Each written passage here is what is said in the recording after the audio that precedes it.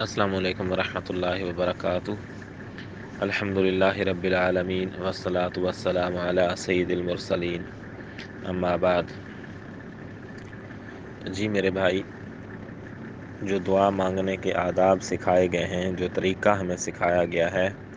وہ طریقہ یہ ہے کہ سب سے پہلے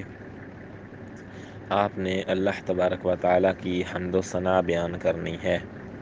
اس کے بعد آپ نے نبی پاک علیہ الصلاۃ والسلام کے اوپر درود شریف بھیجنا ہے، اور اس کے بعد پھر آپ اپنے لیے دعا کر سکتے ہیں، کیونکہ طبرانی شریف کے اندر اور امام بہقی کی شعب الایمان کے اندر اور دیلمی کی مسند الفردوس کے اندر اور حیثمی کی مجمع الزوائد کے اندر روایات موجود ہیں، موقوف روایتیں ہیں۔ ایک تو علی رضی اللہ تعالیٰ عنہ سے روایت ہے، یہ صحیح الترغیب والترہیب کے اندر بھی ہے، کہ انہوں نے کہا کہ ہر دعا شرف قبولیت سے محروم رہتی ہے جب تک اس میں نبی پاک صلی اللہ علیہ وآلہ وسلم پر درود نہ پڑھا جائے۔ اسے شیخ البانی رحمہ اللہ نے صحیح کہا ہے، اور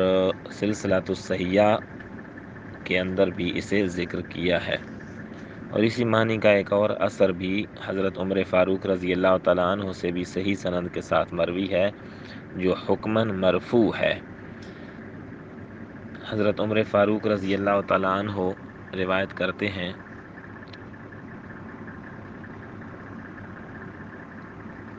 کہ آپ نے فرمایا کہ دعا آسمان اور زمین کے درمیان رکی رہتی ہے، اس میں سے ذرا سی بھی اوپر نہیں جاتی جب تک کہ تم اپنے نبی کریم صلی اللہ علیہ وآلہ وسلم پر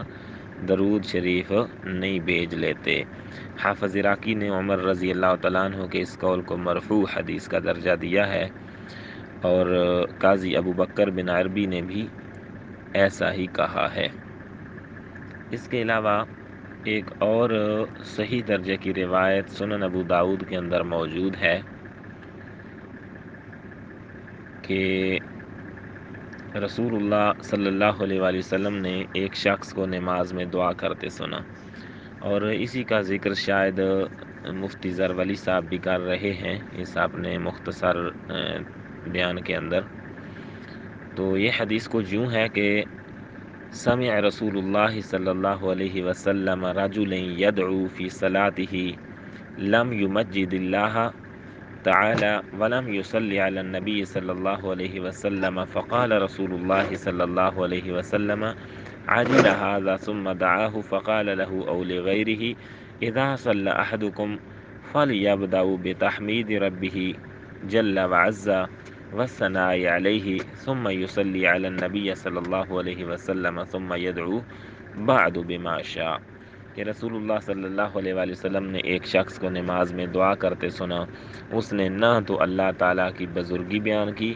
اور نہ ہی نبی اکرم صلی اللہ علیہ وآلہ وسلم پر درود بھیجا۔ تو رسول اللہ صلی اللہ علیہ وآلہ وسلم نے فرمایا کہ اس شخص نے جلد بازی سے کام لیا، اس نے عجلت سے کام لیا۔ پھر اسے بلایا اور اس سے یہ فرمایا کہ جب تم میں سے کوئی نماز پڑھے تو پہلے اپنے رب کی حمد و ثنا بیان کرے، پھر نبی اکرم صلی اللہ علیہ وآلہ وسلم پر درود بھیجے، اس کے بعد پھر جو چاہے وہ دعا مانگے۔ یعنی اگر کوئی بندہ اللہ کی حمد و ثنا بھی بیان نہیں کرتا اور نبی پاک صلی اللہ علیہ وآلہ وسلم پر درود شریف بھی نہیں بھیجتا، تو پھر اس نے عجلت سے کام لیا ہے، اور دعا جو ہے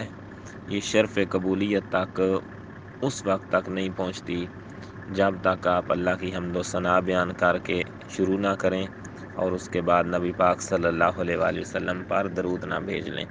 کیونکہ دیکھیں، نماز میں جب ہم اتحیات میں بیٹھتے ہیں تو پہلے ہم اللہ کی حمد و ثنا بیان کرتے ہیں، التحیات للہ والصلوات والطیبات، یہ پورا تشہد پڑھنے کے بعد پھر ہم درود شروع کرتے ہیں، اللہم صلی علی محمد وعلی آل محمد۔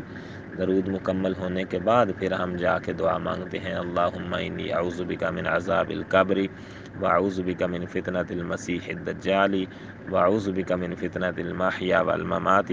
اللہم انی اعوذ بک من الماثم والمغرم اس کے علاوہ جو دیگر دعائیں ہیں، یعنی مفہوم یہ ہے کہ سب سے پہلے حمد و ثنا بیان کرنی ہے، اس کے بعد نبی پاک صلی اللہ علیہ وآلہ وسلم پر درود بھیجنا ہے، اس کے بعد پھر آپ نے اپنے لیے دعا مانگنی ہے، پھر انشاءاللہ اللہ نے چاہا